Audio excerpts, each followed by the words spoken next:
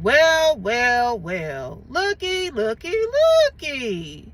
So New York State Attorney General Letitia James, aka Big Tish James, is now under federal investigation for mortgage fraud.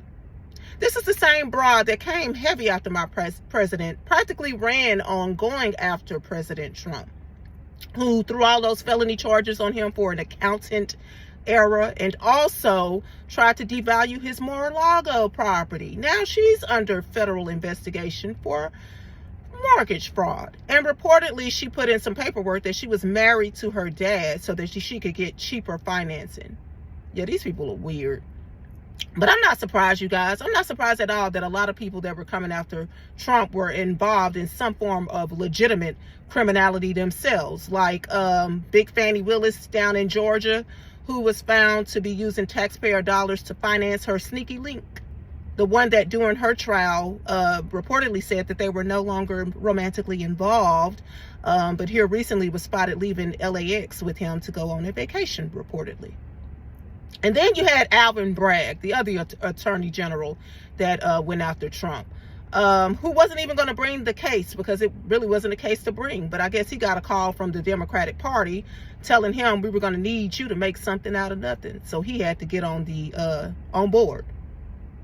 And then you had Jack Smith, who was reportedly working at some prestigious law firm, but stepped down so that he can join the Get Trump train.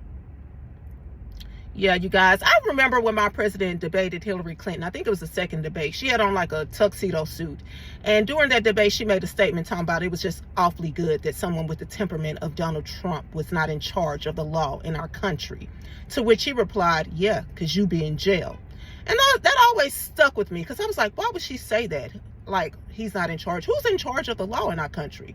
But when you see how we have yet to see one single Democrat charged for any of their criminality, now we see who's been running the justice system, the just us system.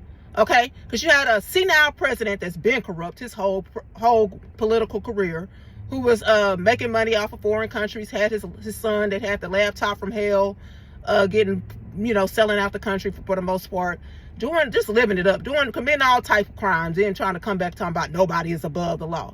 You had your 33,000 emails, okay, scandal, but nobody is above the law. You had your doctor that was found to be funding gain of function that received his preemptive pardon, yeah, but nobody is above the law, okay? All this shit that these people have been doing, and they still are in Congress, and they still are running plays for the devil. So now we see who has been in charge of the law. And hopefully now that we got the Don back in office, hopefully we'll really get some justice. Because I remember when the media started running that rhetoric, oh, he's going to be trying to go after his political opponents. He's going to try to seek political retribution. No, baby, that's what y'all was doing with him. Y'all was coming after him. What this will be called is justice, because it's clear as day who's been in charge of the law, which is a bunch of goddamn criminals. That's the reason why not one single one of y'all have been charged yet. But hopefully that's about to change.